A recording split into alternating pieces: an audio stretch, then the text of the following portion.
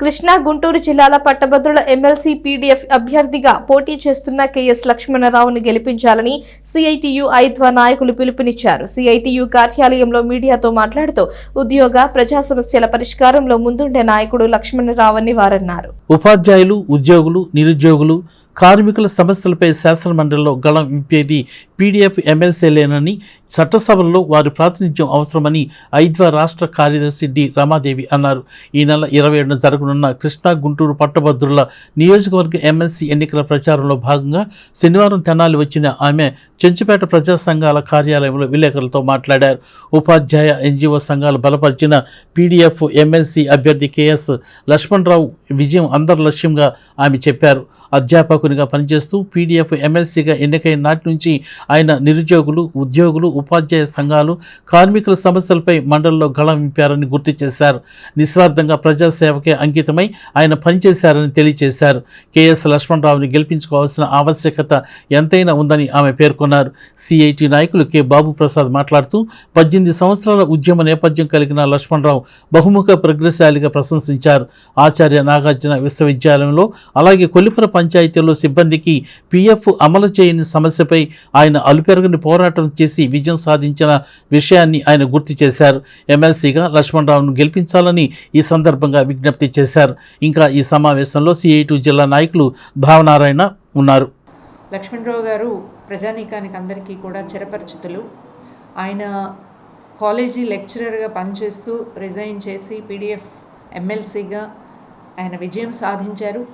అప్పటి నుంచి ఇప్పటి వరకు కూడా విద్యారంగంలో వస్తున్నటువంటి సమస్యల పరిష్కారం కోసం నిరంతరం ప్రభుత్వానికి రిప్రజెంటేషన్స్ ఇవ్వడం కానీ, అసెంబ్లీలో వాటిని లేవనెత్తడం కానీ, అలాగే ప్రజానీకంలో వాటి ఎడల అవగాహన కల్పించడంలో కానీ విస్తృతమైనటువంటి కృషి చేస్తున్నటువంటి విషయం ఈరోజు విద్యారంగంలో ఉన్నటువంటి ప్రతి ఒక్కరికి తెలుసు. అంతేకాదు ఉద్యోగాల కోసం పరీక్షలు రాస్తున్నటువంటి అభ్యర్థుల కోసం విస్తృతమైనటువంటి శిక్షణా కార్యక్రమాలను కూడా ఆయన నిర్వహించడం జరిగింది. ఆ రకంగా ఈరోజు ఉద్యోగాలు చేస్తున్నటువంటి అనేక మంది కూడా లక్ష్మణరావు గారికి శిష్యులుగా ఉన్నారు. వాస్తవంగా ప్రభుత్వం తీసుకొచ్చి పెడుతున్నటువంటి సంస్కరణలు 117 జీవో ఏదైతే ఉందో, సాల్ట్ ఒప్పందం ఏదైతే ఉందో, కింద ప్రైమరీ ఎడ్యుకేషన్ అంతా చిన్న భిన్నం చేశారో, ఈరోజు ఫౌండేషన్ స్కూల్స్, మోడర్న్ స్కూల్స్ పేరిట మరింత చిన్న భిన్నం చేసేటటువంటి ఒక ప్రయత్నం సాగిస్తూ ఉంది.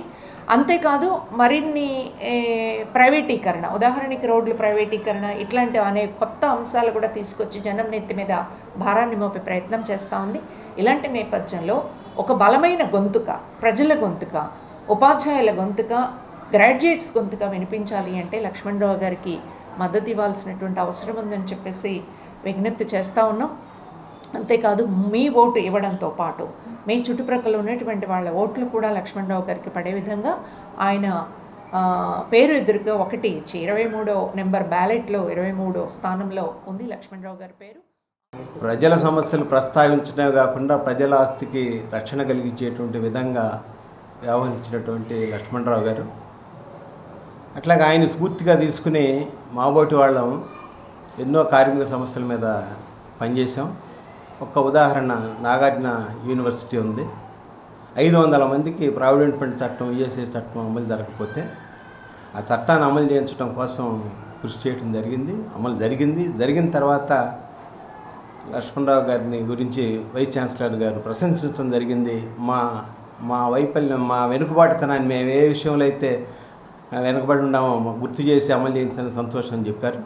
అట్లాగే మన కొల్లిపర గ్రామ పంచాయతీ ఉంది, అక్కడ కూడా ప్రావిడెంట్ ఫండ్ అమలు చేయక పెండింగ్లో పడితే ఆ కేసును మేము టేకప్ చేసి ప్రావిడెంట్ ఫండ్ అధికారులు 11,20,000 రూపాయలు పెనాల్టీతో సహా కట్టాలని చెప్పేసి అంటే పంచాయతీ గ్రామ సెక్రటరీ ఆ చట్టం యొక్క దాని విలువ ఏంటో, పవర్ ఏంటో తెలియక అమలు చేయకపోతే చివరికి పిఎఫ్ అధికారులు ఆ గ్రామ పంచాయతీ యొక్క బ్యాంక్ అకౌంట్